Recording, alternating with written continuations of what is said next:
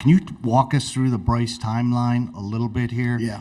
And then, secondly, want to get you on really how you controlled tempo and how that important that was with the fatigue factor. Sure. Yeah, Rob, Bryce, late in the game last night or yesterday, he said, "Hey, coach, I need to come out." I thought he was fatigued.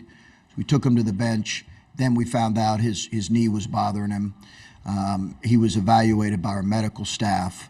They decided rightly and smartly to keep him out for the rest of the game. There might have been 5 minutes to go at that point, Rob. Keep him out at the rest of the game. Evaluated him last night, our medical staff. Evaluated him again this morning, and he's getting testing done tonight.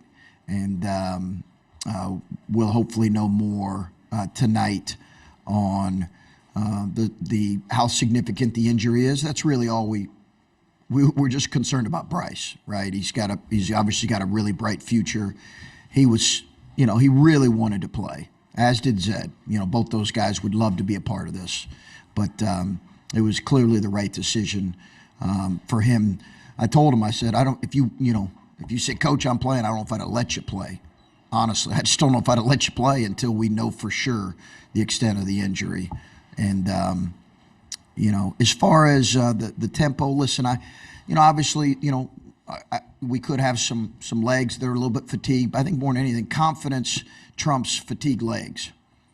So we'll roll with that anytime. And I think we're playing confident, and I love that. But as far as the tempo is concerned, I just, I felt like we needed a game.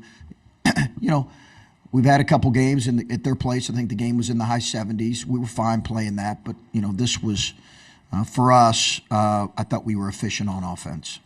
Far right side, Chris.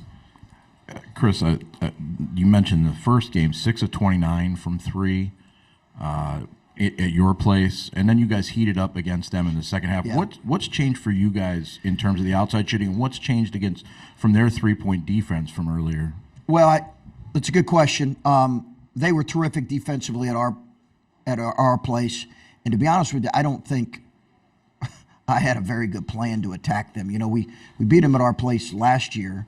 I just don't think I had a very good offensive attack against their defense. They can be very stifling with how gapped up they are.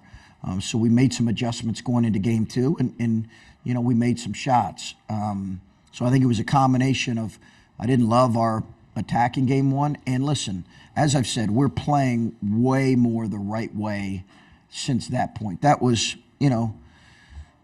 maybe as low point as there was in the season, but certainly it's up there. And I think we're trusting the pass a lot more and playing way more together on that end. All right, very far left side, Dana. Chris, to that point, as I asked your players, a lot of times when things struggle, especially these days, kids just they don't want to work through it. Why did these guys have what it took to work through it? Yeah, it's a really good question, Dana. I think we have good kids. I think we haven't had a lot of kids on this team who've seen us have some success in the past. Sometimes when Justice wasn't really on last year's team, although he was on a team that played in the finals, his junior year in the Big Ten tournament. But I think sometimes when you have 6, 7 guys that maybe have experienced and seen what the process looks like, going through the ups and downs in a power league and just trusting that, I think that helps because they spread it to other guys. We didn't have as much of that with so many new faces.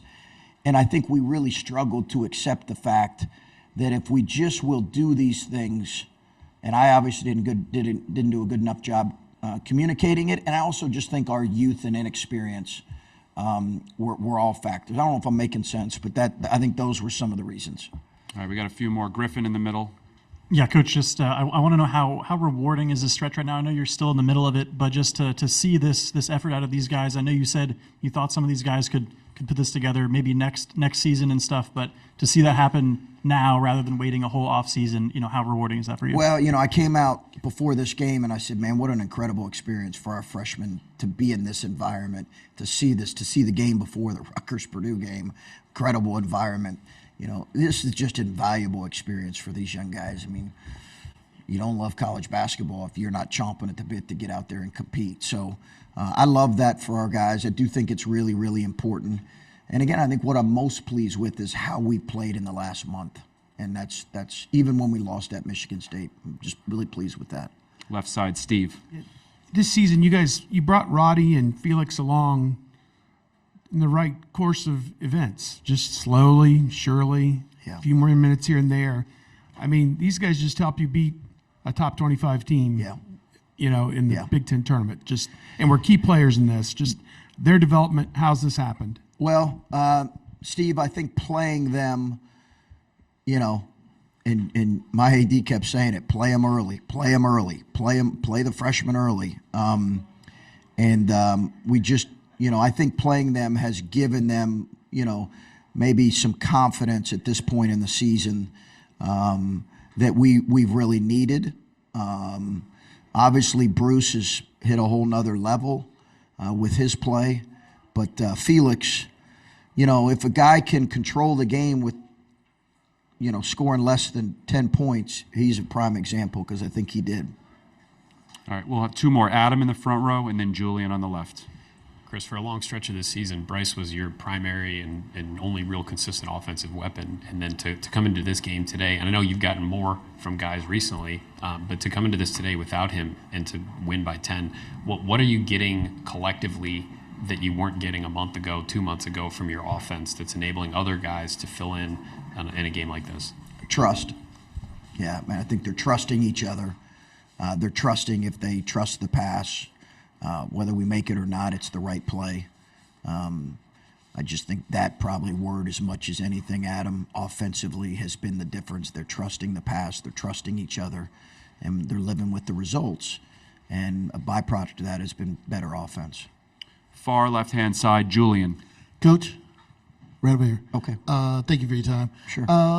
Yesterday you talked about your messaging, and you even questioned your own messaging. And I'm wondering, when did you get to the point that you knew that, yes, you did get through to your guys when you were struggling? Yeah, I mean, I questioned everything. I questioned if I was too hard on them at times. I questioned if I was not hard enough on them at times, too emotional. I mean, when you go through stretches like this, you're not sleeping, you're not eating, you're in a bad place, so you're questioning everything. And I certainly did question if I was getting through to them. But I think what we tried to do is celebrate small steps of quality play. And we started celebrating that more. A good 5 to 10 minute stretch of playing the right way. Really, really celebrate that and build on it. And I think this has been the result.